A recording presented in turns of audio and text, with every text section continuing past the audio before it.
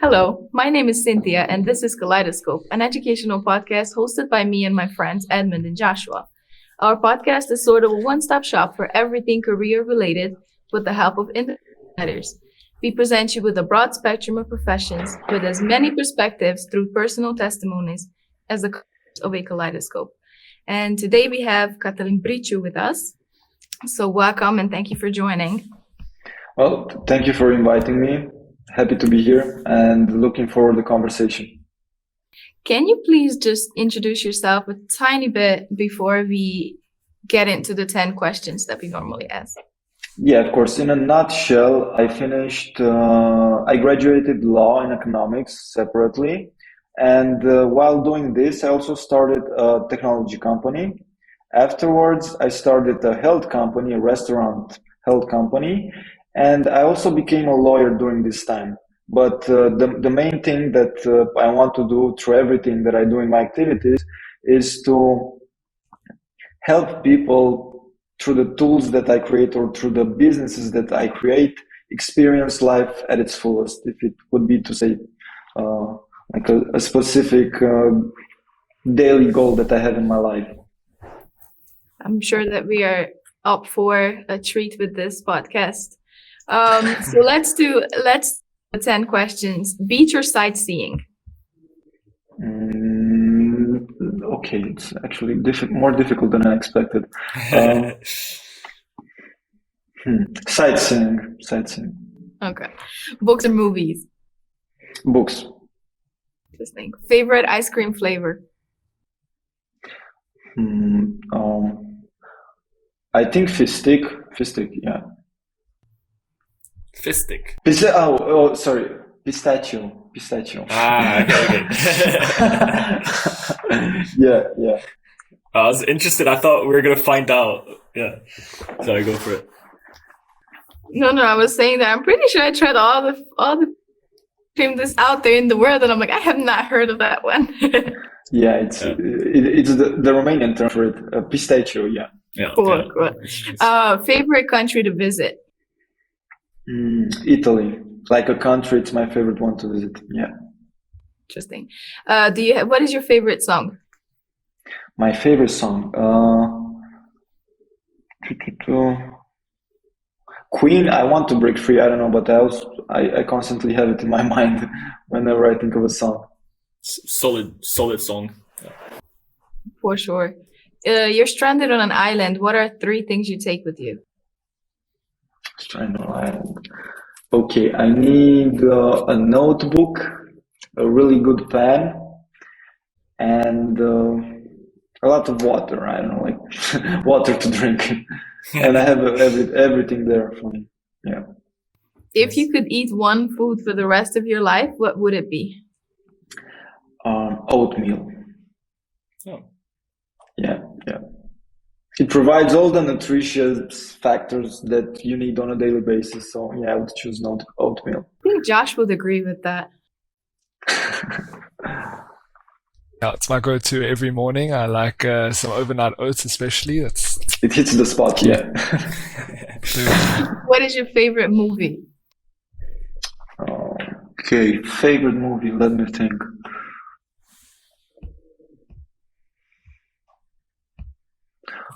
I think it's Inglorious Bastards was really good. Yeah, I like that. that That was was a an real. amazing movie. Yeah. Yeah, like it was like the acting and the whole vibe of it, the whole energy that it gave was really good. Yeah. All right. I'm not a huge movie person, so I think it's I always get these recommendations. A book you think everyone should read? Mm. Okay, this one is good. I have multiples, but like one that I really like is School of Gods by Elio Dana. It's an Italian writer, and he's a contemporary, and he talks about how you are the master of your own life and things like that. So I fully recommend it. Okay. 3 people you would have dinner with, dead or alive? I like to have dinner with Elon Musk. Okay, that's one. Then I think in the current context of how things are, although it's I don't know how can you get how can you think of the answer that I'm giving, but I think I'd like to have a dinner with Putin. I don't know why, like it's that's one dinner that I'd like to have. And hmm, I'm gonna think about it.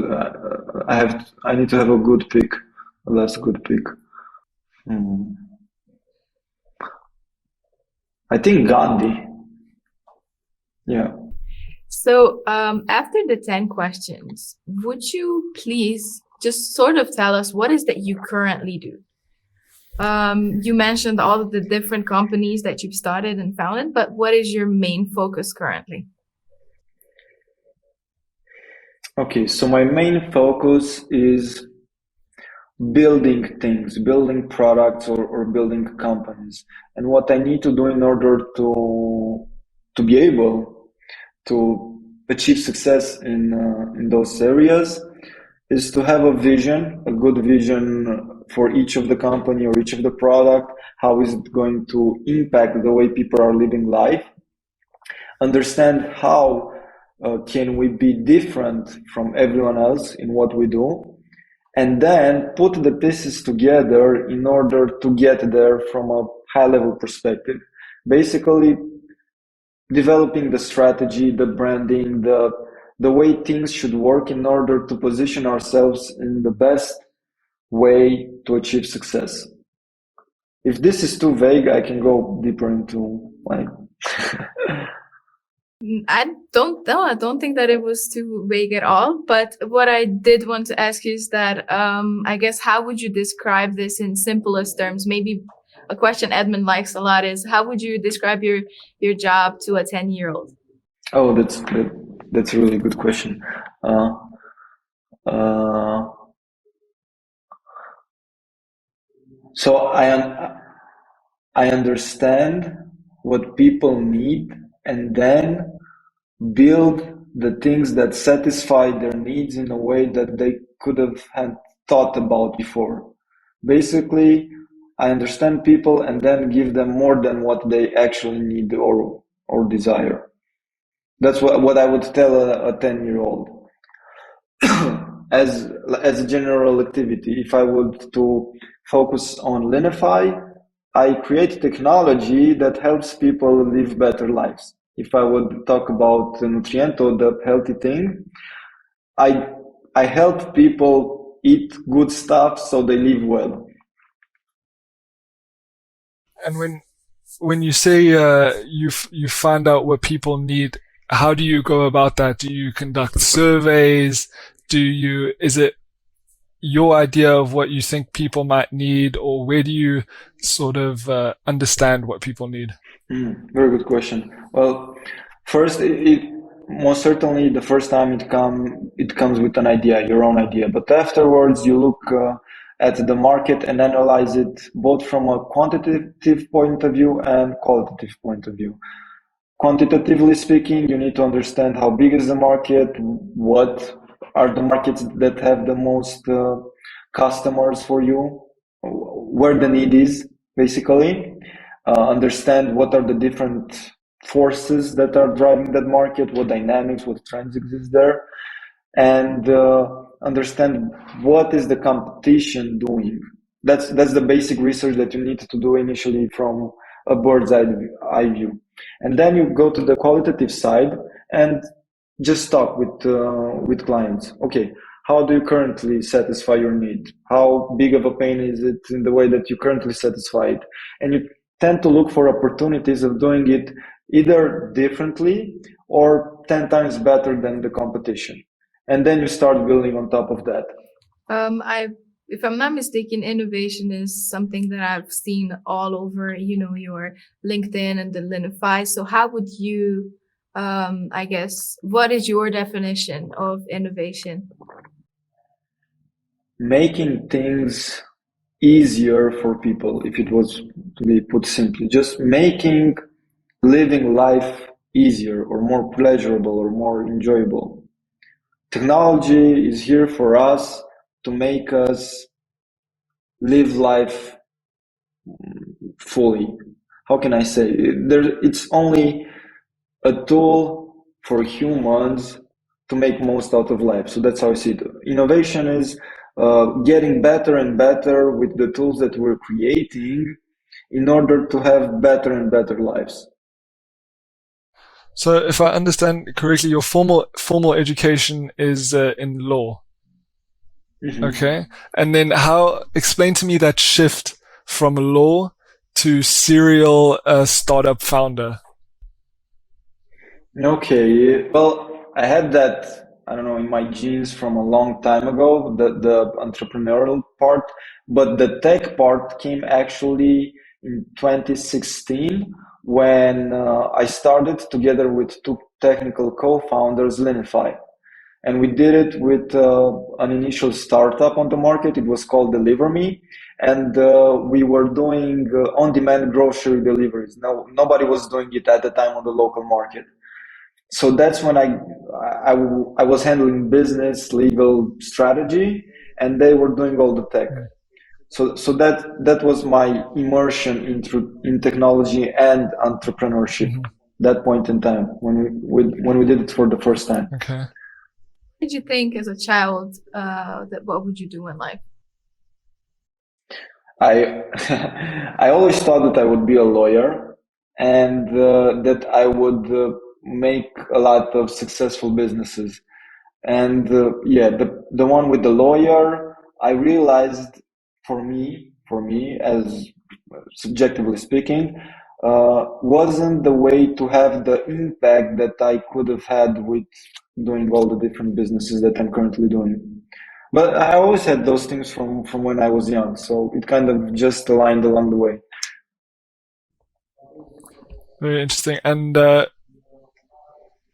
if I can ask, what's your sort of philosophy towards making or starting all of these found ups? Is it, I suppose the question is that what's your philosophy towards starting all these startups? Is it I'm going to provide a solution to people, or is it I see profit here and I want to create something that narrows the gap to the profit? So the second part came to me only after 3 or 4 years with getting a profit and being from a numbers point of view as good as possible. Because my main philosophy is building things that make life better for people. Because it everything that I've started came from my own need, like the restaurant, the nutriento healthy concept. It was because I couldn't find locally the type of food that would help me feel like replenished, full of energy, and just enjoy life from that point of view on a daily basis. So I just did it and wanted to give other people the opportunity to enjoy life more and more. So basically, that's my philosophy. How can I build things that make life more enjoyable? But then when looking at the business side of it, you need to be profitable, because having more profit can give you more opportunities to create more and experiment more and just, have more directions and grow in different ways. What do you think your sorry, I think my internet's pretty bad. My question is your education as a lawyer. What do you think it brought you in creating those companies, whether it's soft or hard skills? Okay, so you're saying what from studying Yeah. law school helped me in the entrepreneurial activity? So it made me be more confident and aware of what are the different risks that I'm taking with anything that I'm doing at a level that not everyone has. So whenever I talk with someone regarding contracts or potential conflicts or how should we do this or that, I always have a bit of an upper hand in understanding things from a legal perspective. How can I say it? I understand more about how the world functions based on norms. So no, go on, please.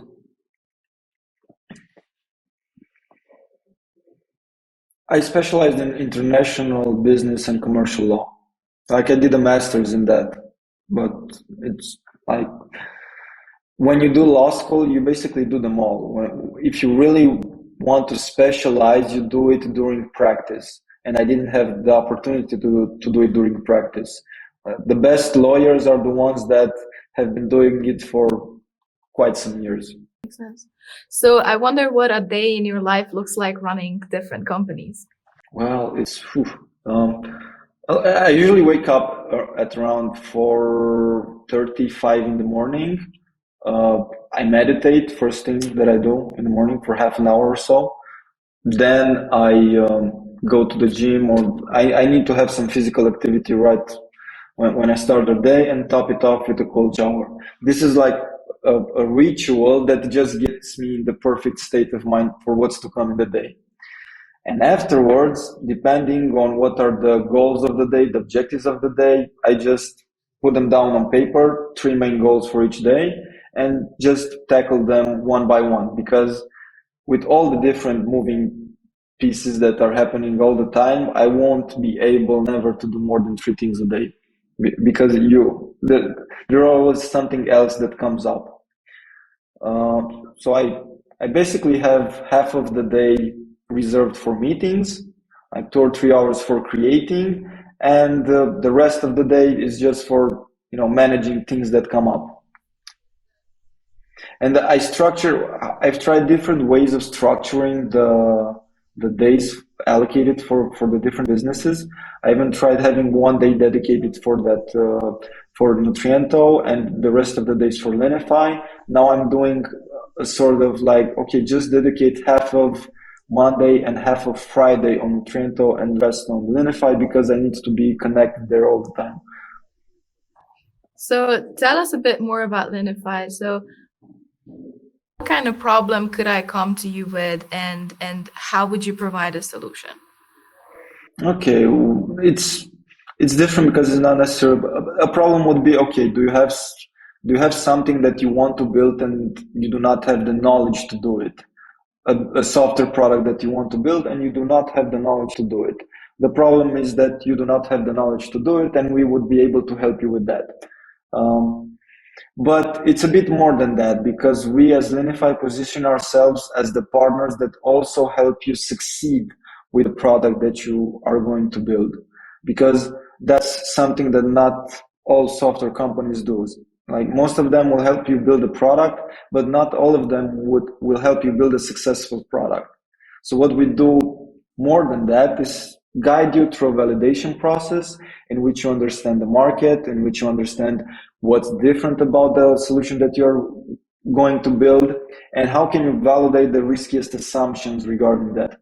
Like, for example, if your assumption is that, I don't know, a hotel of dogs will be filled in by dog lovers during each weekend because they go on vacation or something like that, you first need to validate that assumption by saying, okay, do they actually have the confidence of leaving it with a stranger, or do they always go to a friend for leaving their dogs, things like that. Because those are assumptions that you have, but the market might not react to them as you are thinking of them. That's very interesting. And when you say the successful part, helping the company succeed, is that when that image and brand consultation comes into play? Yeah.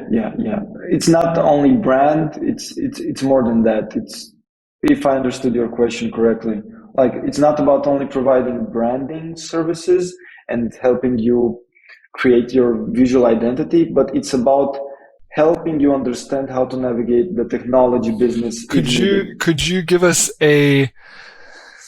so you've got your idea, you come up with an idea. Could you give us your next 5 steps after that will see that idea come to fruition? Could you reduce it to 5 steps even? Yeah. Let me do it as simple as possible. So first, you need to validate the problem solution fit, meaning that the solution that you want to build is actually needed for solving a problem on the market. That's the first step. After you validate and do that, you need to gain product market fit. Product market fit is when your product is so good and so loved by the market that it actually gets to grow on itself through organic, you do not need marketing, it just grows on itself because it's so good. And afterwards is business model fit. After you validated product market fit on a market, you have to be able to replicate it in other markets as well. So that's the part when it's about putting into place systems, having like quality assurance all around, so it doesn't get different on the other markets that you're trying to penetrate and so on. So this is a high level view, okay? If you go into getting to problem solution fit, you first start by understanding the problem at the macro level, like from a quantity point of view, and then at the micro level from a qualitative point of view, like what the user sees, what does he engages with, and so on. After you understand that and see what the competition is doing differently, you can find a gap in the market where you can have a unique value proposition built upon. So how the easiest way to understand what a unique value proposition is by putting the question, why would someone come to me and not to anyone else? So you need to have an answer for that question. After you have an answer for that question, you distill it into key benefits that can be provided through features, like through actual things that the solution might do. After you do that, you need to validate your assumptions regarding the fact that your unique value proposition, through these features that you are thinking of, can actually generate traction on the market. Like basically create the need, see that people are coming in and they want that product. They are engaging with it and it's starting to grow. Once you've hit that and you see that people are willing to use the product because of your unique value proposition and how it's solving the problem, you have a problem solution fit. So it's checked, Okay. Afterwards, you need to generate enough traction on the market and see that it's not just a few couple of users, but it's actually a whole market that wants to engage with your solution. Here it's about A/B testing, so testing different ways of communicating. It's about optimizing different screens or different flows so that people are getting more and more value by staying more, or it depends on the product, what's the desirable behavior that you want from them, but it's about just giving them more value so they can pay for it, so they can give value in return. Once you get to a point in which it's just, you just feel it. When it's growing more than you are expecting, you've reached product market fit. Once you've reached that, then it's all about putting in place the structures and what I've told you to be able to get. I learned more from you in the past 3 minutes than in the past 2 years of business school. So I guess my follow-up question to that is, how did you gain this knowledge? Was it sort of through an experimental thing, or was it formal education? I mean, what you are doing is, from Chilla, what I heard is that you guys are competing and actually beating the big dogs at their game. So how did that come about? Well, I didn't have any formal education on this concept. I just dived into it, and when I started with Deliver Me, that first product that I was telling you about in 2016, that's when we first got in touch with the market and how the market reacts. So at that time, there were only concepts, but I didn't understand why the concepts were there. So that was the first big thing that helped me realize how things should be done, or how things should be done in order to minimize risks. The fact that I asked, okay, but why? So why should I do it like this? Or why should I do it? So understanding the insights that following these steps will provide me in creating a solution, or creating something that actually satisfies needs, helped me develop this type of thinking and this type of reasoning. So it was always because I actually asked, okay, but why am I doing this? And I went to the core, why? So if you constantly ask why are you doing something, you'll understand it way I more like better that. than just following without, like, only because some other people say so. What do you think are, skills or characteristics that make you successful? Mm. Well, I have how can I say it? Unrelentless or relentless, yeah, relentless curiosity of the world. So I always want to learn more and more and more. That's one thing that I think keeps me going into experimenting, into building something new. That's one thing. Another thing is the fact that I'm highly optimistic about how life can be on Earth, and I'm not willing to compromise on that. Like what I'm compromising on is being a realistic optimist, but not being realistic. Like in order to change the world, you need to be bold enough or brave enough to think that it can actually be changed. So that's something that I don't think someone should give up ever. And another thing is effective communication, communicating to people based on whys, like reasoning, what I've told you. Like if people understand why, it's easier to align, it's easier to go together in growing something or to partnering up with someone or things like that. And tell us about how you found your partners and how you decided that your partners were going to be partners in business and not just part of your network. Well, all my partners up until now have been long friends of mine. So the two co-founders from Linify, one of them was living with me at the moment for the past 3 or 4 years. So we are still best friends. And the other one was also a good friend from high school. So we had that connection all along, and we were always trying to see how could we make a business together and actually get into the world with this, the world of entrepreneurship. And what's really important is to seek complementarity. So what one cannot do, the other should be able to do. And alignment on vision and values. I think that's a must.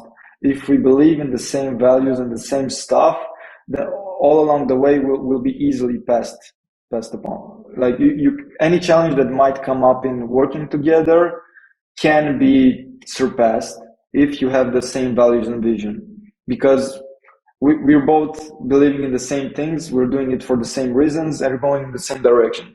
So that provides a lot of confidence and reassurance in what you're doing together.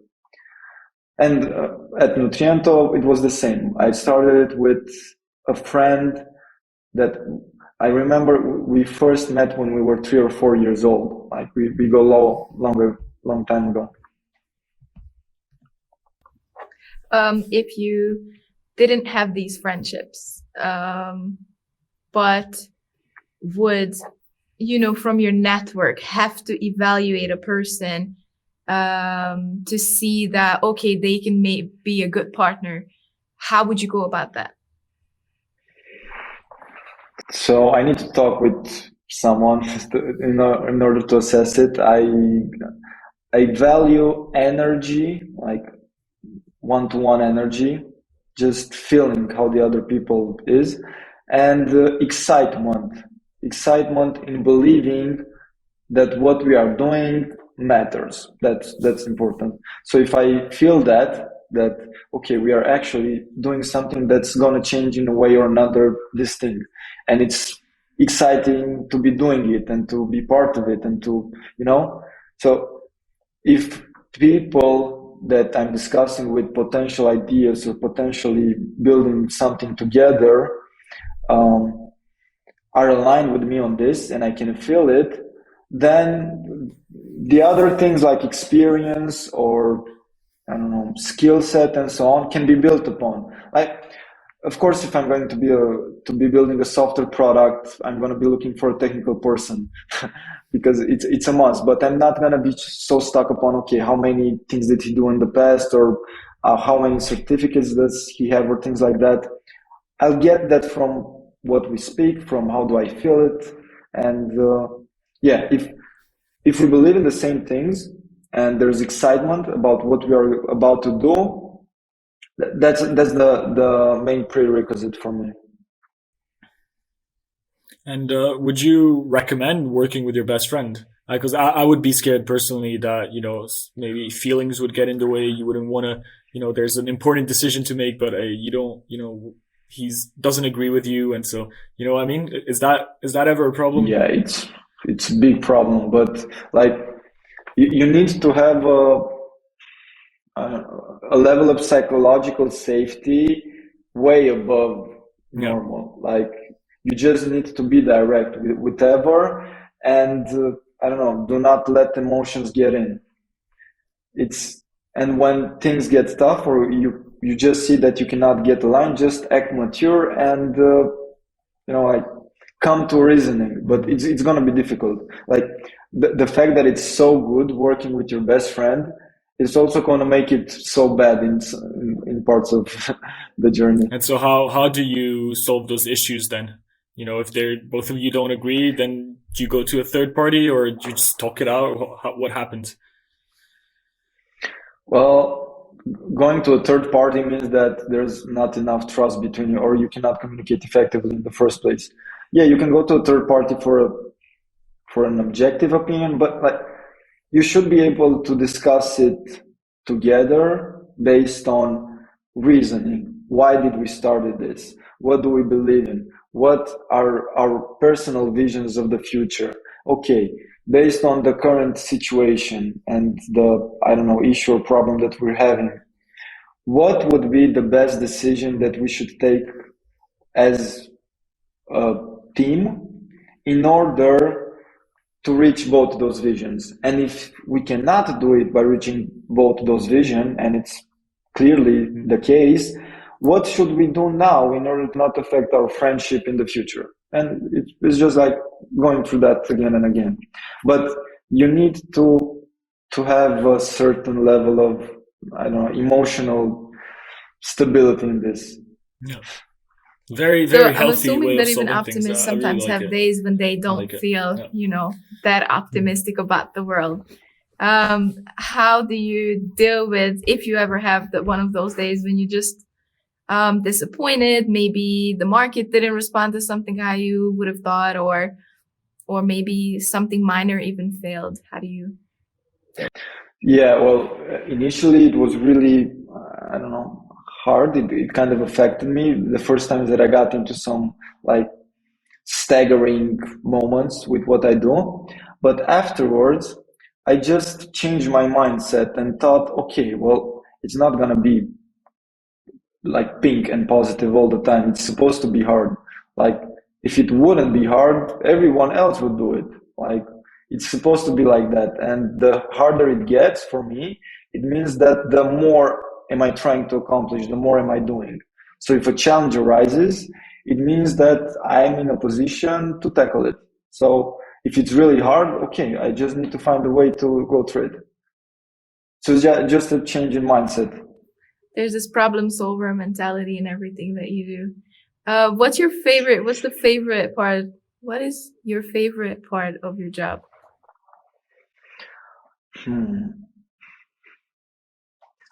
The fact that I can create, if it's to be put really briefly, the fact that I can create, the fact that I can put new things into the world and the world engages with them.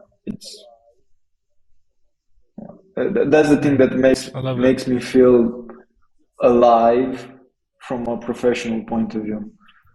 I like that a lot. And so the flip side of that, what's the thing about your job that maybe you like less? Okay, I don't. If there is. Yeah. No, there is. I do not like repetitive tasks that I need to do as part of the job, like accounting sometimes or going through legal documents. Things like that do not really make me feel like added value. For me, in terms of maybe it's not so much a problem now, but funding. So you've got an idea, especially with software. I can imagine it gets quite expensive quite quickly.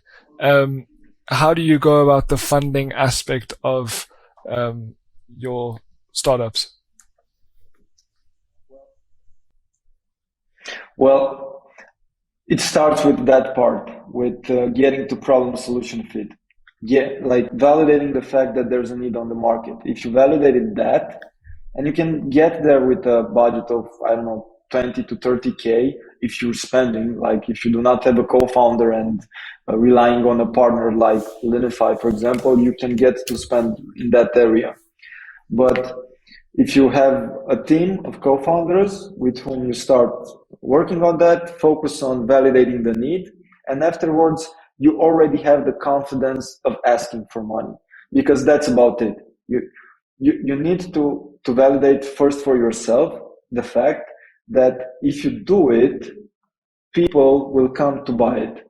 So when you do that, by validating the need to that problem solution fit that I was mentioning, you can go to investors and tell them, okay, so I've tested this hypothesis regarding my unique value proposition and people are reacting to it. They want it. I need to just build it. It will cost me this. Do you want to get in or no? It's a different position when asking for money, you know? It's just about, okay, it's already there. There's a need on it. Do you want to be part of it or not? And it shouldn't be like a thing in which you are being the one that benefits from it. It goes both ways. Like you're providing an opportunity of being part of something that's creating something new. What happens in those cases when, let's say, the business model I guess fails or doesn't work out? How do you differentiate between, just scratch this whole thing or just minor modifications? How do you pinpoint where those modifications need to take place? So here it depends what's your personal vision, like your personal vision together with your co-founders or the other visions together. And if you are, how do I say it,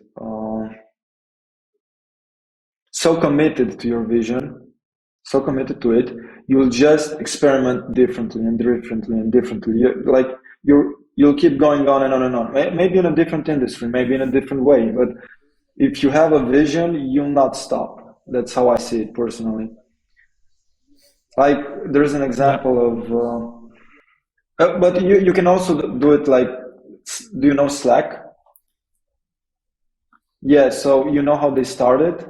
Like first, they were a gaming company and they got a lot of funding for developing a game, but they also developed an internal communication tool while doing that.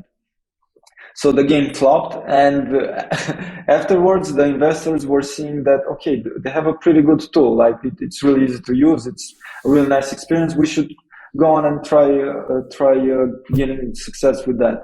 And they actually did. And it was just about pivoting and making use of an opportunity that arose.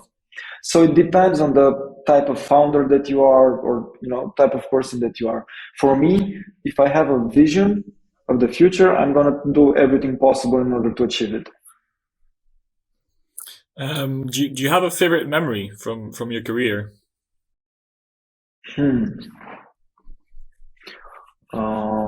Let me think. Really important moments were the ones in which we celebrated, 3 years of Linify, 4 years of Linify, and the fact that we were together with all the team members.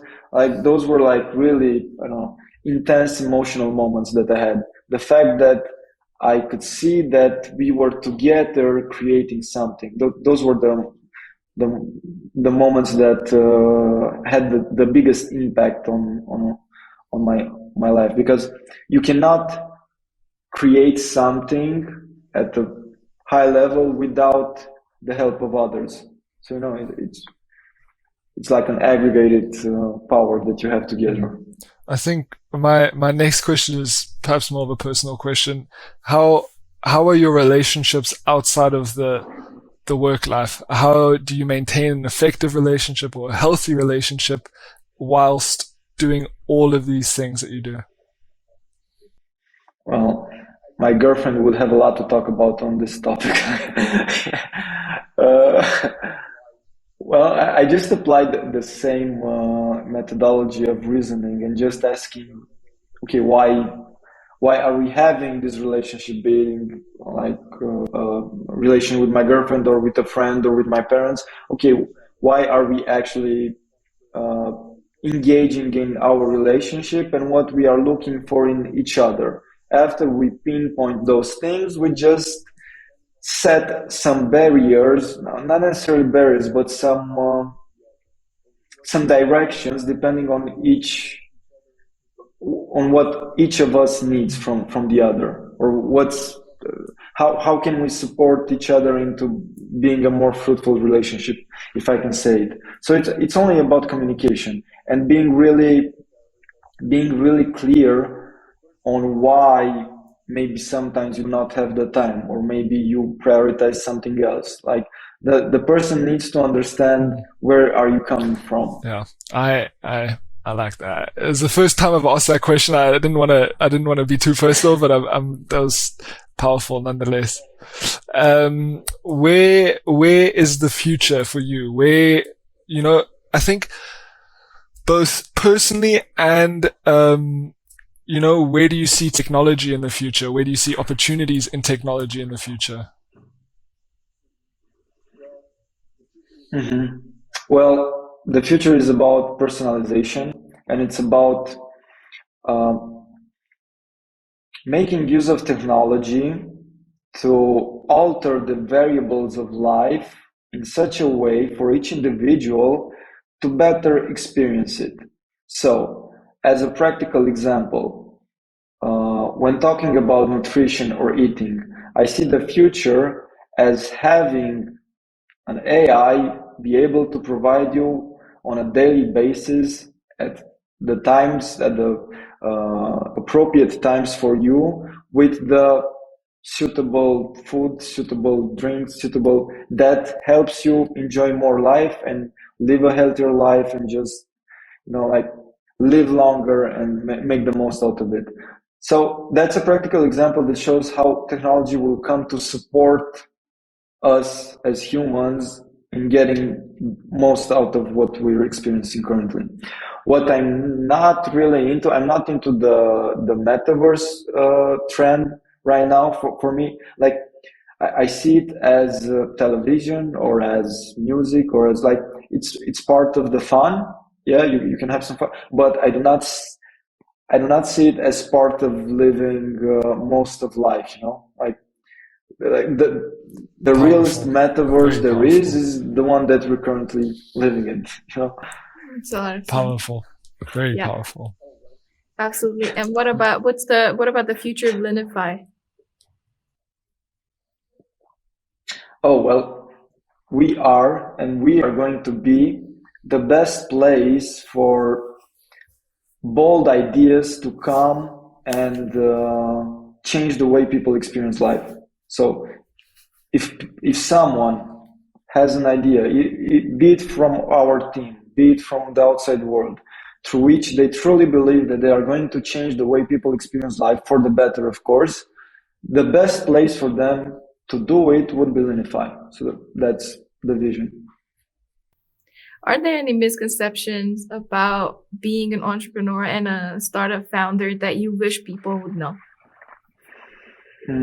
So misconceptions about being a startup founder, meaning like, okay, let me think. So I don't know about misconceptions. Okay, one misconception might be the fact that people think that like legal stuff, accounting, financial stuff, like is going to be a pain. India is going to be a pain. Like it might be, but it's not about that. It's just part of the whole process. That's a misconception that I had, that okay, man, I'm going to be dealing with so many things, so many like administrative things, and that's not what the business is about. That's only the means that you need to navigate in order to create your business. And another one would be that it's hard to get funding or clients, and it is, and it's supposed to be hard. But if you understand why are you doing something, and you have that unique value proposition that I was talking about, that actually provides value, it won't be so difficult to raise money or generate clients. You need to do your homework. Yeah. I think obviously one thing that really transpired throughout the podcast is how optimistic you are. Was there ever a moment where you were like, oh, well, maybe this isn't for me and maybe I should stop, or never? In entrepreneurship, yeah, no, it's just like, even when it was really bad, that thought just couldn't come true. Like it wasn't an option. Yeah, I maybe just because I am, I don't know a lot about Linnify, but I'm a fan from what I've heard from the last 45 minutes of what I heard. But so I've got an idea. I want to use Linnify as well to help me make that idea a reality. Do I move to Romania? Is it a digital consultancy? What is the process for me as the person that wants to bring this idea to life? Well, it is a digital consultancy, and it can happen. Like, most of our clients are from the US and Germany and Western Europe generally. But it is really important that at one point or another during this journey to just meet up in person. Why? Because ideas and, I don't know, like insights and just getting to new things cannot happen at the same level through digital communication as it can in the same room. I cannot explain it, but I felt it on and on and on. Like, when you really want to build something big, you just need to align your energy, your thoughts, your whole attention and focus on that thing and in that very specific reality moment. That's why I also said that this is the realest metaverse that I can think of, because energy is more powerful than some people might think. Yeah, I agree. Couldn't agree more. Cynthia, take it away. Nice. So the last question that we normally ask is, what is one piece of advice that you would give to your 20-year-old self? Okay.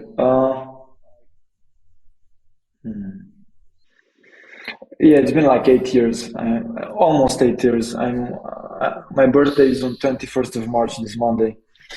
Oh, nice. Yeah. Happy early birthday. Thank you. So what I would say to my 20-year-old is,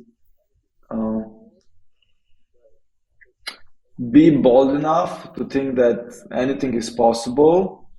That's really important. And understand that if you want to do something big, it's supposed to be this hard. And look for the hard things in life. Just search for them. That's what I would say to him. Yeah. I like that. I like that a lot. Yeah. That's going on TikTok.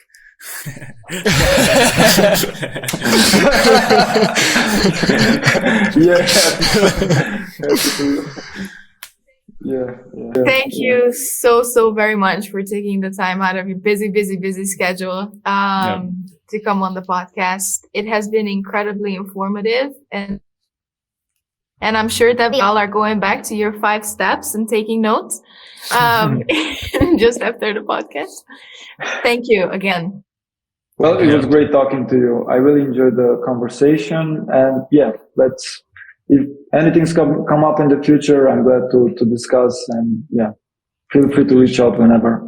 Thank you very much. Thank you. Have a nice rest of your day. Have a good day. Thank you. Have a beautiful